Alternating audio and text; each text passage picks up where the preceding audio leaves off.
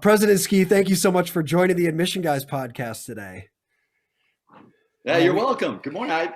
I'm just so excited. Your podcasts are something that many people look forward to, and I'm just glad to be a part of this opportunity. Great. So could you tell us a little bit about your education path that you took, maybe your career journey, and what your current role is where you're at? Sure.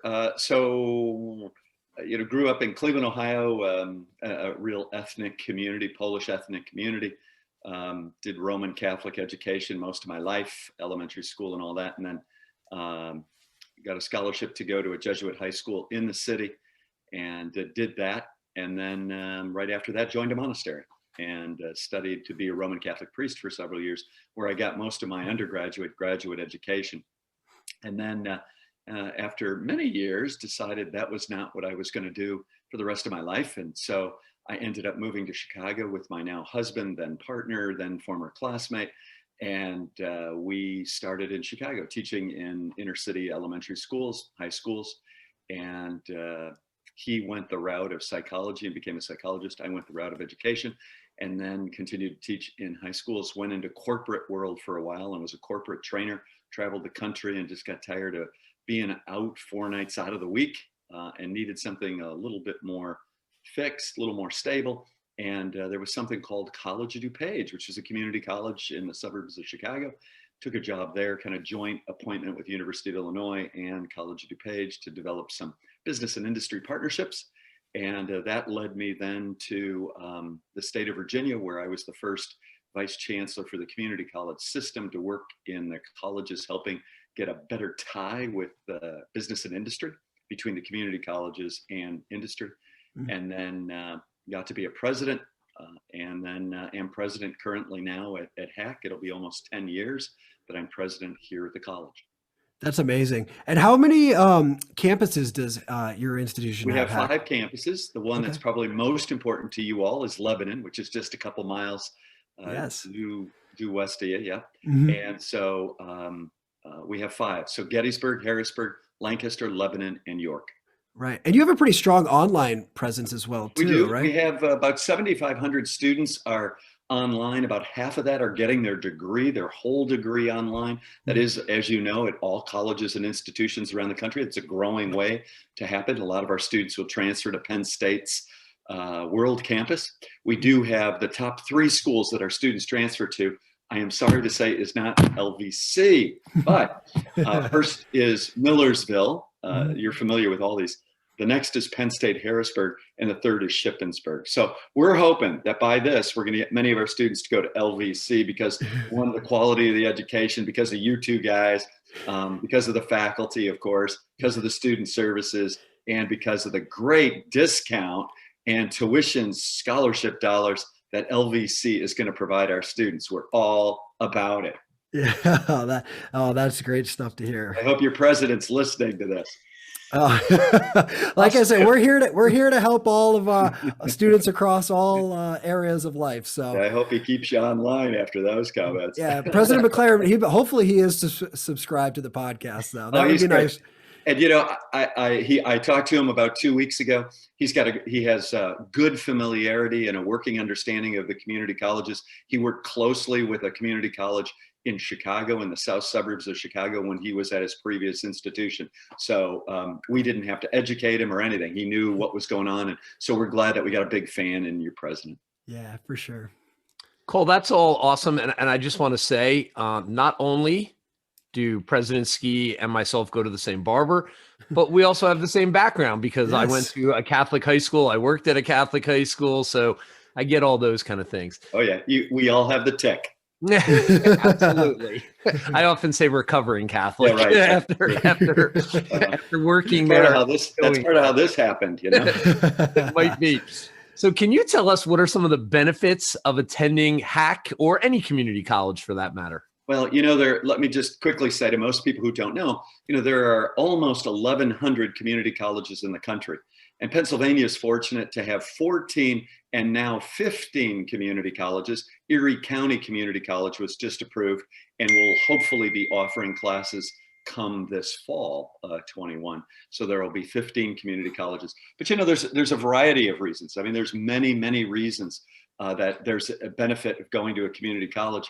And, you know, some of them include affordability.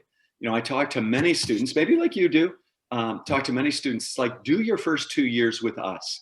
Get the quality of education, get all your basics out of the way, your math, your English, your history, all the rest of that. Then transfer to the college of your dreams, like LVC and others, and pursue what it is that you want. You're able to have all the opportunities at a community college that you would have at a four-year school, except you save a lot of money on room and board and all the rest of that. You know, it's accessible. Our classes are very small, 14-to-1 are our class sizes, which is really great. Transfer agreements with four-year schools like LVC, and we have many programs that transfer. So somebody leaves us and starts as a junior at LVC or other colleges and institutions. You know, there's real personalized attention. The one thing that I'm most impressed by with our community colleges, people really care. When they come to the community college, they care more about the students as opposed to research at some four-year institutions that are really focused on their faculty getting research. Our student affairs folks, our faculty, are really concerned about helping students be successful. I like to sometimes say that our focus is your future. And that future is getting you a certificate, getting you a diploma, getting you a degree, whatever you may want to do, I think is really important. But there's professional certificates. You've heard many employers tell you, you know what, a four-year degree at this time, maybe even a two-year degree at this time isn't necessary. I need employees now. I need industry certificates. And we offer, and community colleges statewide, nationally, offer many industry certifications that provide an 18-year-old, a 20-year-old with instant, you know, family incomes, which is really quite good. I said earlier, we've got a lot of the online options. I mean, many online options for people that are working. You know, sometimes we see our students learning from 11 p.m. to 1 a.m. and online learning does allow that because our students, you know, our average age is 25 for the community colleges. I think it's a little higher nationally. So we've got a working adult population. And so there are many elements of traditional college. But the other thing, the other benefit I want to say is there are scholarships that are available if you become a Phi Theta Kappa honors student at a community college, and all community colleges are a member of that society. There are thousands of dollars available for students to transfer to LVC. You have a good relationship with Phi Theta Kappa transfer institutions, as do our other four-year institutions. So I think there's just a myriad of reasons on why community college is just such an important piece. You know, there is a stigma with community colleges that still exists more since you guys are young, more in your parents' era, like mine. You know, there was some concern that if you went to community college, those classes wouldn't transfer. And that was true in the 60s and 70s when community colleges were really starting to get traction. But we're way beyond that now. And, you know, we just had Susquehanna University. Oops, sorry, one of the competitions. We had another one, and I'll only give their initials. Juniata College, you know, they're providing us with our students with scholarship dollars, with room and board discounts, with all kinds of things, because I think people have found community college students are top shelf. I mean, these are students that are very, very bright, but for a variety of reasons, they come to us. Many of what I made mention of regarding the benefits, accessibility, affordability, all the rest of that, come to us and then move on to you. And for some, you know, they get a feel, or they kind of get their feet together as far as maybe their high school career was a little sketchy, and they come to us, and for 2 years they get it together, and then they just soar at your place. But we're I think we have many reasons on, I think, why going to a community college is great. Plus you can work. You know, 75% of our students are working part-time.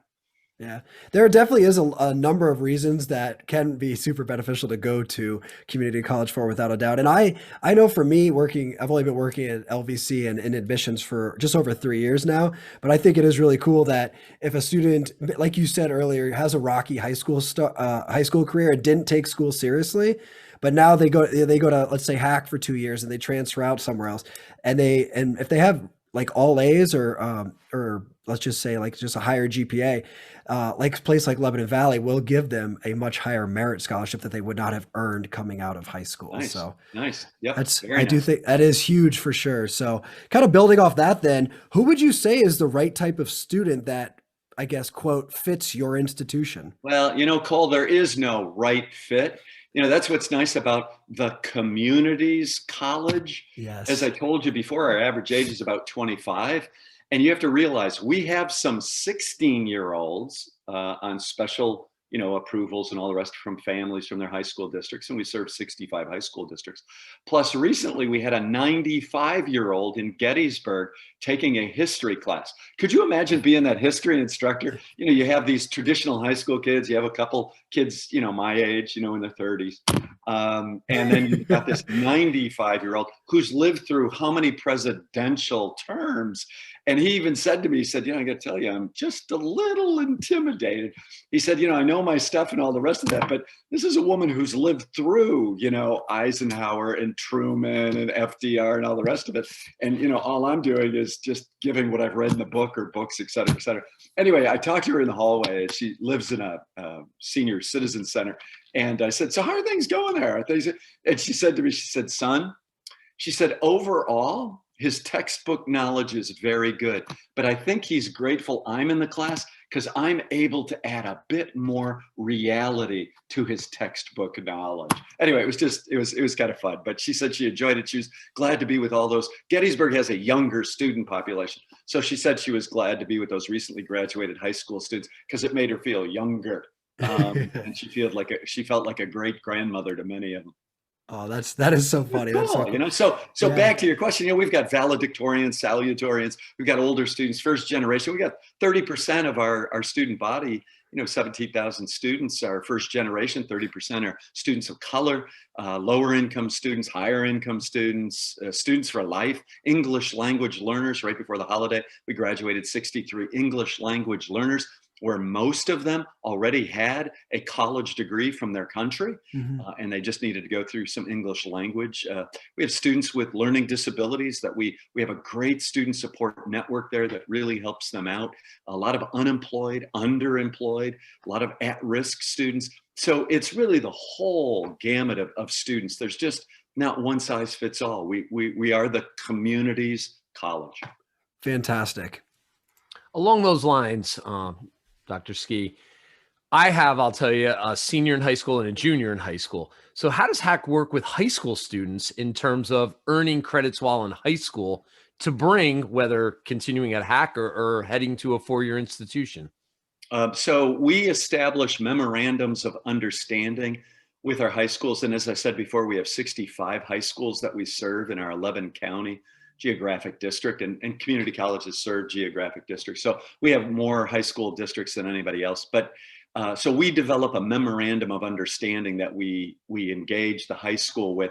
And so then the high schools, are able to start the summer of a student's junior year, the beginning of the junior year. Students can start taking classes with us, and it'll count, again, dual enrollment. Counts for high school credit, counts for college credit. We have several students over the last several years who will graduate a couple weeks before they graduate from us, a couple weeks before they graduate from their own high school. Can you imagine? You're 18 years old, you have an associate's degree, so you have, an associate's degree, 2 years of college that transfer to four-year school. You're 18 years old and you're starting as a junior in college. You're 20 years old if you keep going the right way, not right way. If you keep going where you're able to finish in the, the traditional amount of time, you're 20 years old and you have a bachelor's degree.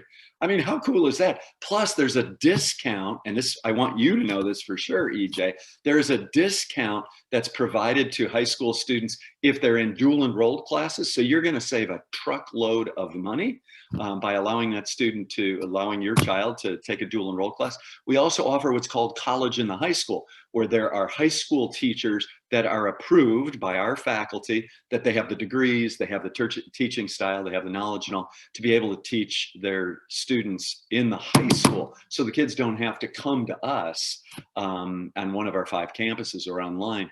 They could stay right in that high school and be taught. So you check in with your child could check in with their advisor to find out how many courses or whatever are done that way. And it's really inexpensive, EJ. So there's no excuse for your children or anybody's to at least pick up a couple credits. My daughter's already doing 2 of them. Sweet, good. I knew I liked you. I knew it. Great. I And what's love her that. experience been? Nothing but fabulous, right, EJ? It's been all good so far. She has a statistics class and she also has a psychology class. Ooh, So yeah, she's okay. Good for her. Takes after her mom. Just stepped right in there and took those really tough classes. Good for her. my wife would agree with you. Yes, I can agree with that. I know EJ's wife, so. Okay, good. But I guess building off that, how would you say that Hack helps their current students who are looking to transition to a four-year school after completing their associate's degree? So we kind of touched on high school, but now your current students. Cole, it's pretty similar. We have articulation agreements with nearly 100 four-year institutions, higher ed four-year institutions, so that students, when they finish with us, depending on their program or whatever, automatically transfers to that school, and they're able to start off as a junior. So those articulation agreements are revised, they're updated very, very often. Some new ones, the ones we did with the initial Susquehanna University, Yeah. that was a revised kind of updated articulation agreement. But with Millersville and SHIP and Penn State, as I had said, we're always looking for ways to enhance those or to develop new ones. In some of the programs over the years, think about it, and you two would know this best. Look at the programs of study that many of your students are applying for. For us, nursing is number one at the college. We provide more nurses to the central Pennsylvania area than anybody else. We have about 1,200 students in our nursing program. Allied health, 1/3 of all our students are involved in some type of allied health program, health-related program, which is typical of community colleges, because so many of them you just need a 2-year degree or a certificate to work in the hospitals as a respiratory therapist or whatever it may be. They don't require a bachelor's. Yeah, they probably prefer it, but you can get a job making a good family wage with a 2-year degree. And so many, even the pharmaceutical companies in Lancaster, Finn and all the rest, they're looking for technicians with a diploma, a certificate, a 1-year degree, or even a 2-year degree.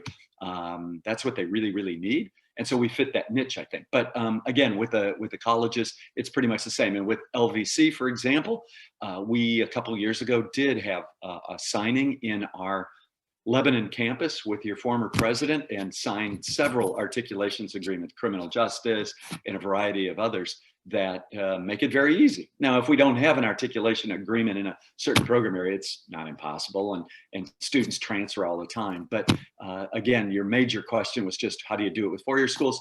And that's what we sign articulation agreements with the four-year schools. And you'll see, social media and stuff, you'll see all of us kind of proud to say, okay, we've got this articulation agreement. The thing that we like with that, though, is what the colleges, and they've been so generous because they're coming to realize community college students are worthy. They're able to package a deal that many of our students don't have to pay much more to attend a prestigious four-year school like LVC. In the past, it was out of reach. Our students, some of them, more than 50% of our students are on Pell. I know for you guys, it's like 20, 25% or whatever it is. So many of our students financially, are grateful for that on-ramp to the community college. But in some cases, it had to stop because there wasn't enough money to be able to further their education unless an employer paid for it. Well, now the colleges are coming to realize, hey, we've got some money here that we're able to allocate to students if they have a minimum GPA, et cetera, et cetera. So I'm very grateful for that. And I think many of the colleges are coming to realize that. Yeah, I know that with an articulation agreement, it just makes it so much smoother and easier on the students' end as well. Yes. And of course, I'm sure it's proud for you guys to be able to have it, because four-year schools like LVC, like Susquehanna, Juniata, all those, they depend on students to come in and transfer in and be ready to go. And Cole, I got to say, you and EJ, I admire you both because you're in really tough jobs. The competition is stiffer today than it has been in the past. What's the defining difference of me trying to send my child to LVC versus X, Y, and Z and ABC? You've got to really make a case for that. The one thing I will say to you guys, and I'm sorry to digress real quick, is the people that I talk to in our communities, in our Loving County area, and donors, we've got a major donor who is an LVC graduate. And he's a donor to your place as well. Don't worry. So we don't have to worry about all that. He loves us both. But he and there's another donor, she also, people whoever graduate from LVC, I think have maybe drank so much of the LVC Kool-Aid that forever, all you hear about is LVC, LVC, LVC, the family at LVC, the family at LVC. I'm always a little anxious talking about family. I mean, your colleagues and all the rest of that, but people who leave LVC, and I would say this to any president that I would talk to, it is the only college in our service region. I hear that affirmation, that affection, that constant, that there's something in the water in Lebanon County that just makes them proud. Well, we Good for really you. appreciate That's great that. for you, Yeah, we As really to- appreciate that. As two LVC grads, we definitely appreciate that. Oh, And yeah, okay. we do tend to agree with you. So yeah. I bet. Yeah, we're both Yeah, let we're me both tell you. LVC grads. So EJ But graduated in 1920, but no, just kidding. Sorry, EJ. He's looking good. But yeah. So yeah. Anyway, so I just wanted to say that to you because I hear it so often. Where'd you go to college? Oh, hack. And it's funny sometimes from a donor's perspective, they forget about hack, and then they only think about, because when I'll call them, I'll say, hey, I knew you're a graduate of, 1975 or whatever, and just finding out, you have any interest, you did really well, and thanks to hack getting you going. It's like, well, no, I graduated from LVC, and all my money goes to LVC, but yeah, you wouldn't have gotten into LVC if you didn't come to us. Yeah, so it is that's kind right. of a conversation, Oh, that's interesting. Thank you for sharing that. I appreciate that. So that's awesome to hear. That's the problem with community colleges and fundraising. Not that we're talking about that now, but many people got their start at community college, but they really only remember and only donate to their four-year institution because it's a four-year institution. So that's the football team and the sports and all that. And for many of them, they did residential life for the last 2 years, where the first 2 years they stayed at home. So it is always kind of an interesting thing for all of us in community colleges when it comes to fundraising. Yep, we loved hack. Hack was great. It really got me where I'm going, but I'm real invested in X, Y, and Z. Right. Interesting how that works. Your educational path has taken you down many different avenues, obviously, and that's awesome. What advice would you tell a student who's entering college? What would you tell them, whether that be hack, whether that be LVC, whether that be any other four-year institution or community college? So it's a student entering college. So it could be of any age, really. Sure. First and foremost is, you've got to believe in yourself. If you have some education, let's just take it to hack. If you finished a industry certificate, a diploma, or a degree at hack, you got to believe in yourself. You can do it, and you can do it anywhere. There's this mystique about LVC and Gettysburg College and Messiah and all the four-year private schools. There is a mystique, kind of elite and, white and all the rest of that. And so I have found with the students, I have to say, you're going to be able to do this. They're petrified, but you're going to be able to do it. What's interesting to notice, and I hear this from graduates, especially from schools like Bucknell and other places, when they were at Hack, they had a real close environment. And those that really got involved in student events and student leadership and all the rest of that, there's a real nurturing event because it's a smaller group.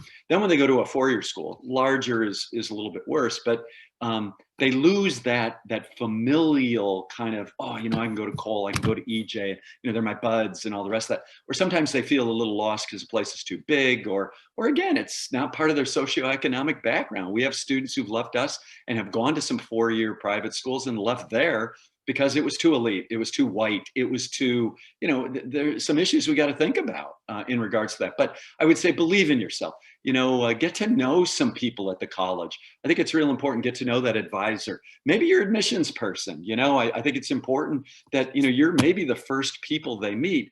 And I am certain from what I hear about both of you, you don't leave them once you got them. You can be a resource. They've come to trust you. They've come to know you. You represent the best of the college. And so I think for you to be available, even though I know you've got other work to do, I think is important, but they need to get to know their advisor, a couple faculty members.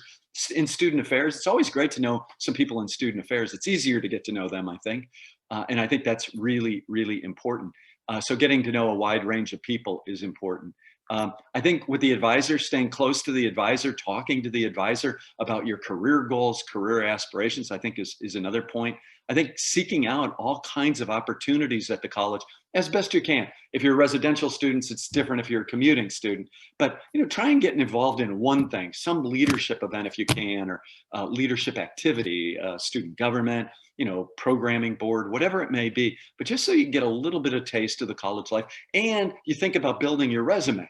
about, you've been able to be on a group. So internship opportunities are great because then they'll see you were involved in student government or the honor society or whatever it may be. I think it's just really, really important.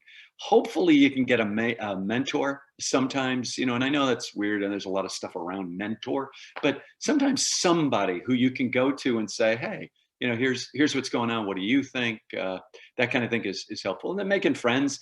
I think what I hear at LVC, I think you two would agree, you make some friends for life. And I think you do at any college. I mean, your roommates and all the rest of that if you go that route. But at LVC, it seems you guys are tight. Football games. I've rarely heard, I should say, people who've been out of LVC for 20, 25 years. Hey, I can't meet with you for breakfast on Saturday. I'm going to the football game. Where?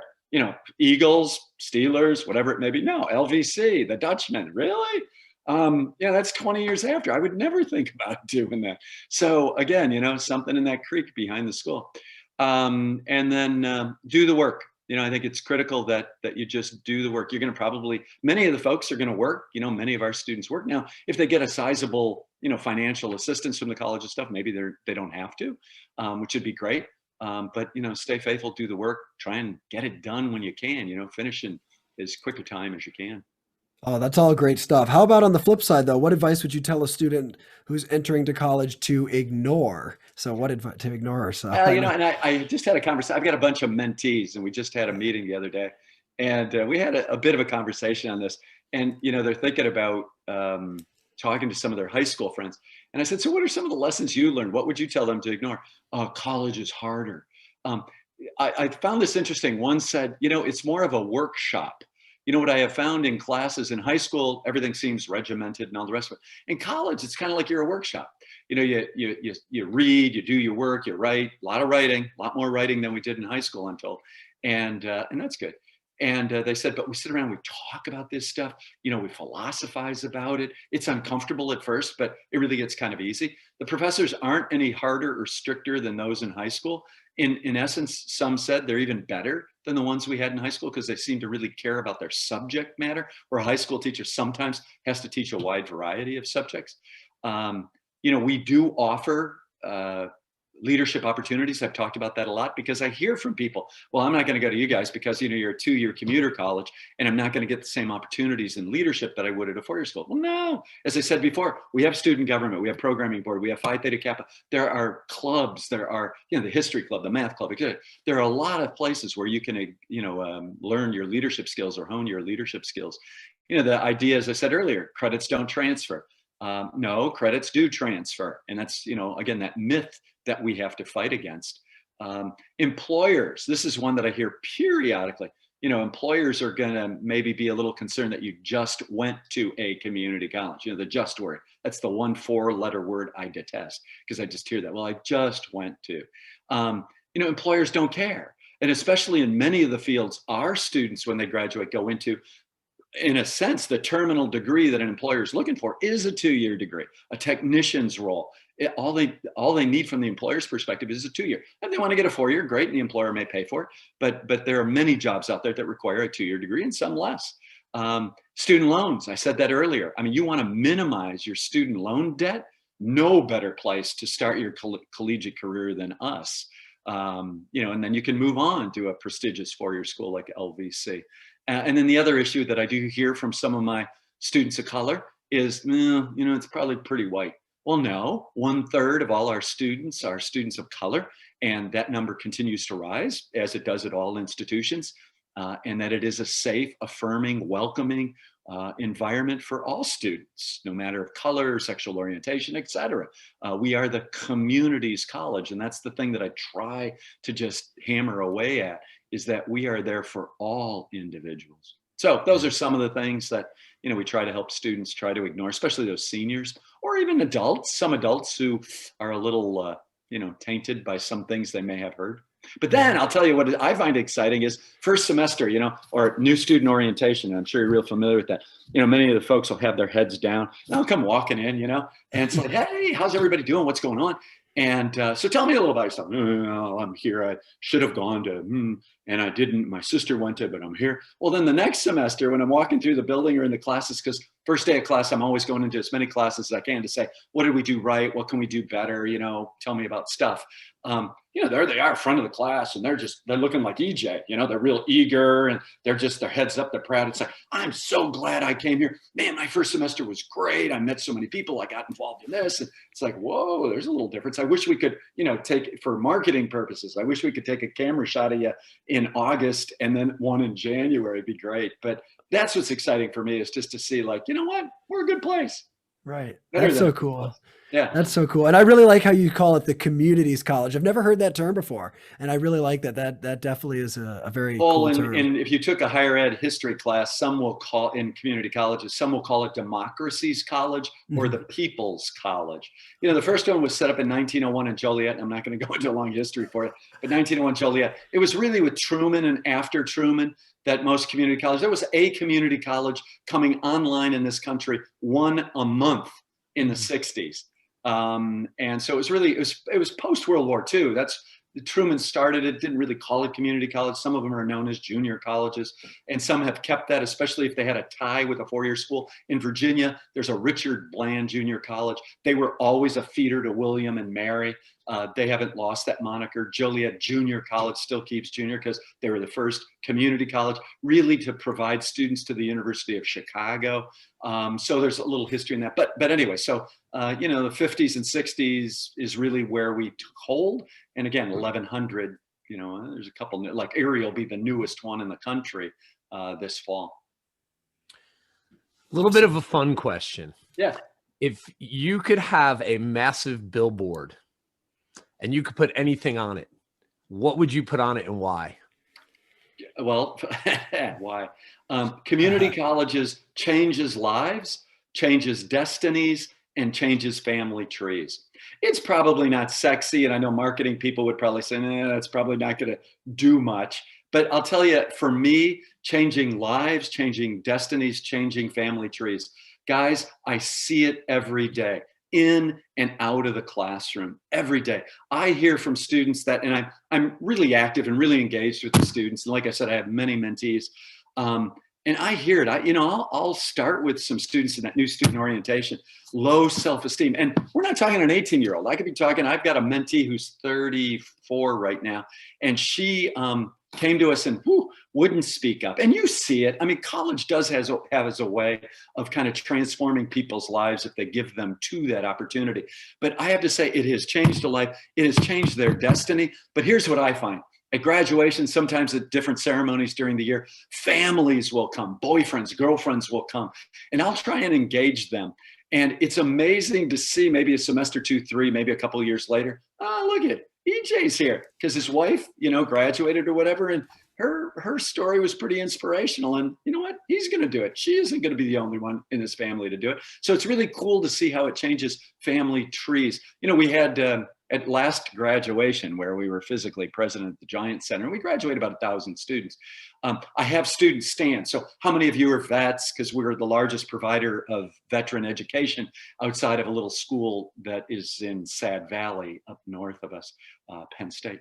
And so I have people stand. So how many veterans, how many moms, how many dads, how many grandparents, how many great grandparents, and people are standing as graduates.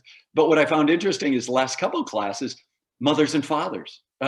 Forget that. Mothers and daughters, fathers and sons, let's say. It's neat to see the generation. And there was a grandmother and a grandson. And I called her out in front of the Hershey, you know, in front of the Giant Center. So, ma'am, what are you going to do? She said, I put my kids, I'm 72 years old. I put my kids through college. I put my grandkids through college. And now it's my turn.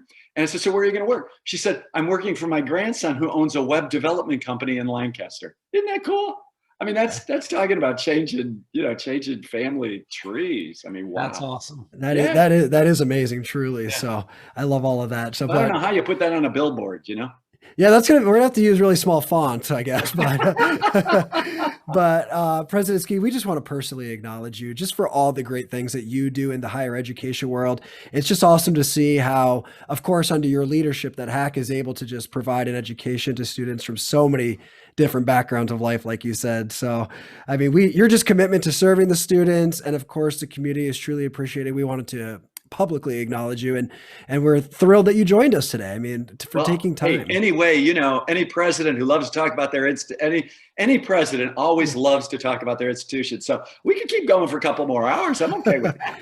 Yes, hey yes. Guys, I want to thank you for the opportunity. Thank you for what you're doing. You know, it's a slogan. I know you got 11 or 12 of these out there. Slogan, keep it going. This is so important for you to do, to use social media this way. I really am grateful. You know, I'm grateful because I have a great team.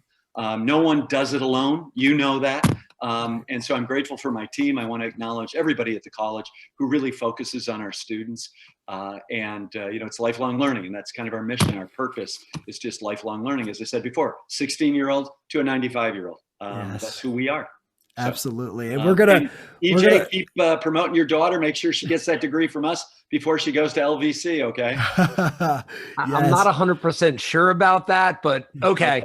All right. We're keeping the options open. So we'll make sure to link up in the show notes how students can connect with your school. So, and I'm assuming you guys are on all the platforms. Like Instagram, all that stuff, and of course your website as well too. So hopefully, if they want to visit, apply, all that stuff. So yeah, we'll and you know, classes start in a week and a half, so there's still plenty of time to meet with an advisor. And I'm doing your job now, so yeah, yes. You know, for those that are on the fence, come on down. You know, we got a week and a half before classes start on the 19th, and so we're eager to talk to you. www.hack.edu. All right. Hack. Yeah. I love that. Yeah. Hack proud. Hack. Yeah. Hack yours. Hack. There we go. Great. Well, thanks so much for joining the Admission Guys podcast today. Yep. Really appreciate the Admissions Guy. Congratulations on your good work. You got a hard job to do, and I support you and stand you up as well.